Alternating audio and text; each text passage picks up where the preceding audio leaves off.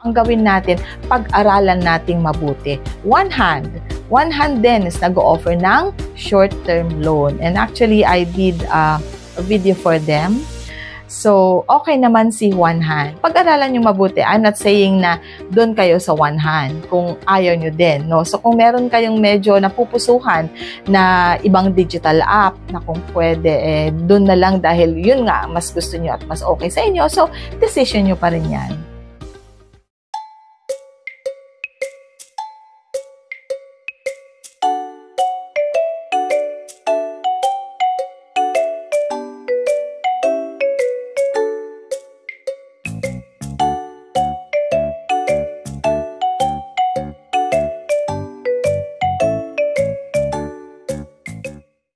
And the last one, but not the least, is credit card loan. Ano naman ang credit card loan?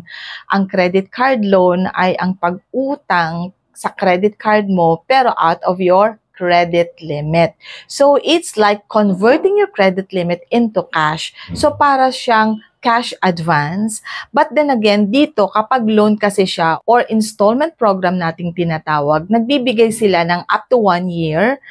And sometimes meron pa atang 36 months at ang interest rate ay mababa lamang din. Depende doon sa terms na kukunin mo. Meron yung nag-o-offer ng 1 point something, 1.5.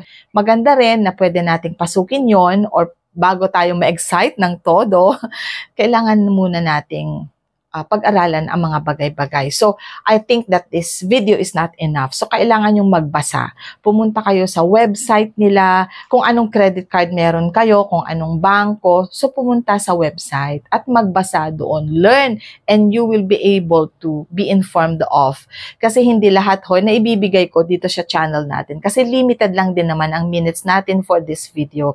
So, I strongly suggest to sustain the information that you have learned from today is kailangan pumunta tayo sa website ng mga bangko at i-discover natin doon. May ino-offer ba siya na credit card loan or merong bang cash now pay later na katulad ng BDO? So kapag tingin mo qualified ka dyan kasi meron kang credit card at meron kang available credit limit.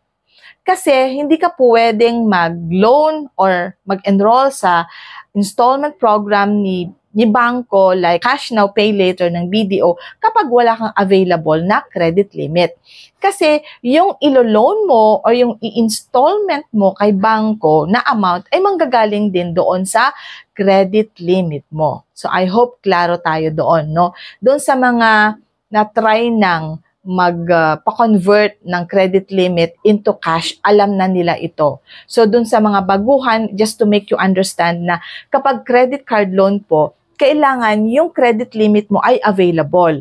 Kasi yung credit limit mo, yun din ang ipapahiram ni bangko sa'yo.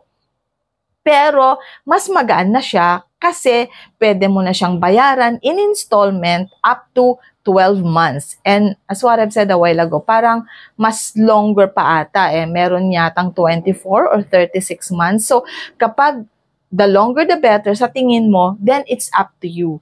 Kaya lang din kapag shorter din ang kukunin mo, for example, 1 year lang, di easier, mas madaling matapos, di ba?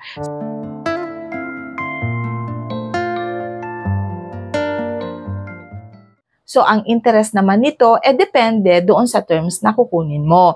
May bangko na nag-offer ng 1.5, 1.7, or maybe 2.0 interest. So, pag-aralan nating mabuti. So, sa akin lang po naman is just to awaken yung katotohanan na marami tayong klase ng loan, pero hindi lahat sa mga klase ng loan na ito ay qualified tayo. So, dito sa mga binanggit ko, I hope you were able to discover and be awakened kung saang loan pwede kang ma-qualified or pwede kang mag-apply and be approved. And always be positive.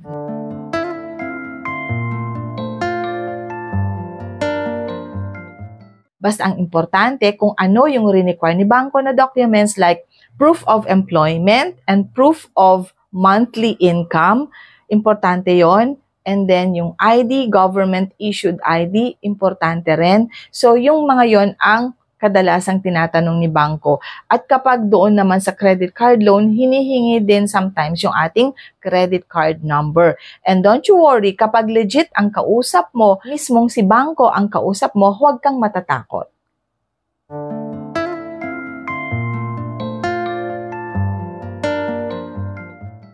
Ayan, so natapos na po tayo. So I hope I was able to give you several ideas and information that you need para at least, oo nga pala, no, baka pwede ako ma-qualify dito o dito, o dito o dito. So, 4 yung mga minention ko and I hope ma-qualify kayo sa, kung hindi man 2, kahit 1 lang.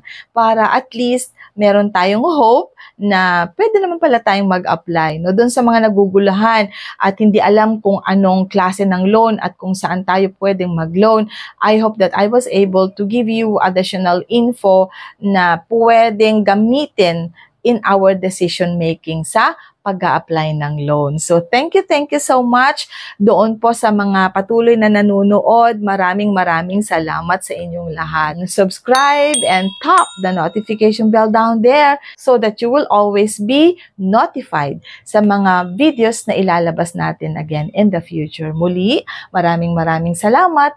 And remember, as what I always say, kahit ano pa yan, life is beautiful because God is so good. Bye everybody. Nabubulol na ako. Patapos na yung video natin. Bye everyone!